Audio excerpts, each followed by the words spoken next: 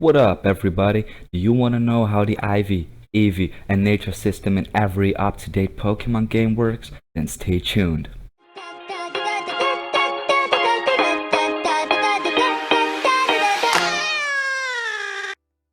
Alright, so as you know, I will be talking about the IV, EV, and nature system in Pokemon games.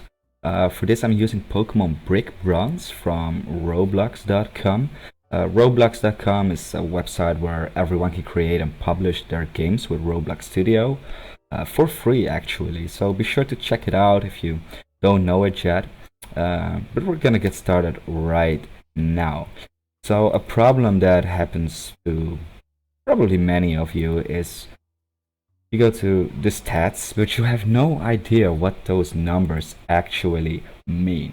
So each Pokemon has 6 stats, yes? HP, attack, which is physical attack, defense, which is physical defense, SP attack, which is special attack, and SP defense, which is special defense, and speed. So on the left we have the base stats, which are actually a simple formula. It's what a Pokemon would have at level 50 if it didn't have any IV, EV, and a neutral nature. It is actually -5 and -60 for HP. HP uses a different kind of formula, but we're not gonna talk about it right now. We're gonna start with IV. So IVs are actually quite simple. They can differ between 0 and 31. At level 100, each IV will be 1 extra point for your total stat. So my Blaziken has a 25 in attack and 28 in defense.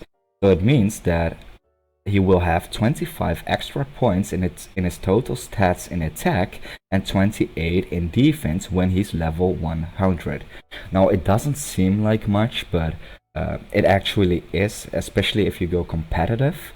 If I will go PvP with my Blaziken and I will go against another Blaziken, as you can see I have 30 in speed. Let's say the enemy Blaziken has only 1. It will mean my Blaziken will be faster, so it will attack first because my speed IV is 29 higher. I will have 29 more points in speed. Now IV is something you have no control over whatsoever. Well, that's wrong. You can actually breed high Pokemon IV, but I will get to that later in a different video, hopefully next week somewhere. But besides breeding, you have no control over how high or low your Pokemon's IV will be. It's kind of random generated when you encounter one or catch one. So the only way to have an impact on that is by breeding. Like I said, I will come back about breeding in a different video somewhere, hopefully next week. Now let's move on to the EV, which is effort failures. Now EV is something you have control over. You gain them by defeating other Pokemon, or in a lot of games you can eat vitamins or going through super training. If you defeat a low level non-evolved Pokemon, it will either add 1 HP or 1 attack or 1 defense. It is every Pokemon adds a different kind of effort failure. So if you go killing Pidgeys, you will gain speed in your EV. If you go kill Paris, I thought it was HP, I'm not sure actually, but there's a lot of guides on the internet. If you look up which Pokemon gives what EV, you can easily find it. I will also leave a link in the description below for a list about which Pokemon gives what effort failures. So you can train your Pokemon up to a total of 510 EV. It is 252 per stat. It's maxed, it does have a maximum, but there is actually a difference. So if you have 252 in let's say attack, then it doesn't mean that you get actually 252 extra points. It's not like IV gives 1 per 1 per 1. EV gives 1 per 4. So that means if you have 252 in attack, you will end up with an extra of 63 points in your attack. And considering you can only maximize one EV, one stat to a 252, that means you will have 6 left. Now those 6 are kinda useless because you can put 4 EV in another stat like HP, and then you'll have 2 points for EV left to spend. Now why is that? I don't think there's actually a reason for it. It's just see it as an insurance. If you fuck up slightly somewhere, you've put one EV in special attack by accident by killing the wrong Pokemon, it's not a problem, because you have 2 extra to spend, which actually don't count for anything.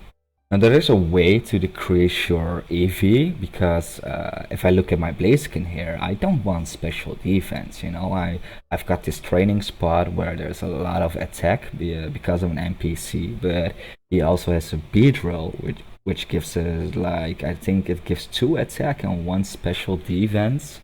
And I don't want that. So in normal games you will have berries. Berries will decrease a specific EV stat. I don't really know the names of the berries. I don't know which ones. I will also leave a link for that in the description below, because I do not know them out of my head. But if you eat a certain berry, then you can decrease, let's say, your special defense EV. So that leaves me with only my attack, which means I can go and train my speed EV. Now in Pokemon Brick Bronze, which I'm playing right now, there are no berries that reduce your EV. You actually need PvP points, and you can buy EV reducer items with those PvP points. It's a bit different. It takes some more effort, but it's still okay. It's not pay to win or anything like that. Now moving on, we're going to the natures. Now there are a total of 25 different natures. You can see it right now. And those natures will have quite a big impact on your total stats eventually. Because right here, my Blaziken has nature Adamant. Now Adamant has green in attack and yellow in special attack, which means he gains 10% extra in his attack, but he loses 10% in his special attack. Now let's go back, and what does he have? Now my Luxray has a serious nature. Serious is a neutral nature, so nothing decreases, nothing increases. His stats are totally based up on his base, IV and EV. The nature has nothing to do with it in his case, but I do think that having a nature that actually has an impact is better, because this Blaziken, for an instance, is a physical fighter, so he doesn't really need special attack. I mean, he does have some special attack moves. I don't think this one has some. No, he doesn't.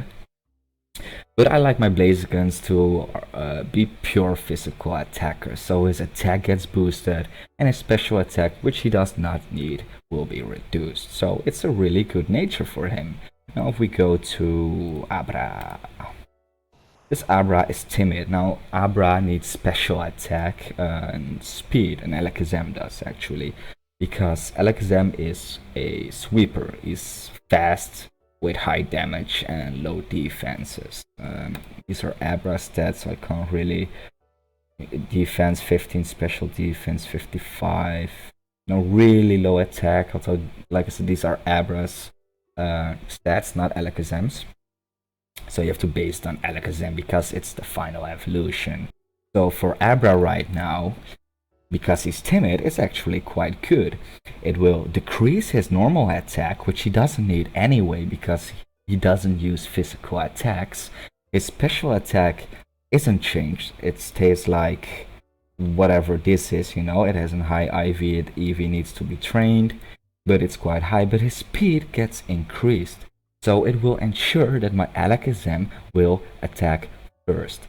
So if I make sure that I take the right move, a strong right move, I can probably one-hit KO my enemy and attack first, so my Alakazam will not be touched. Now you don't really have a say on what nature a Pokemon gets. If you have a Pokemon with the ability Synchronize, I think I have one, yes. Gardevoir has synchronized. It has a bashful nature, which is neutral. This is not my PvP Pokemon, by the way. This is I did a story with this Gardevoir. But it means it has a 50% chance for every wild Pokemon I encounter to have a bashful nature. So besides that, there's not really a way to ensure a Pokemon's nature, again, except for breeding. Breeding can affect your IV and your nature, but like I said, I will get onto that in a future video, again, hopefully next week. If you are interested in how to breed good high IV and good nature Pokemons, be sure to subscribe and check back next week. Now I hope this video was helpful for you guys. If you have any questions, leave them below. I'll be happy to answer them. If you liked it, if this helped you, hit that like button and be sure to subscribe. It will really help me. Thank you very much, and hopefully till next week.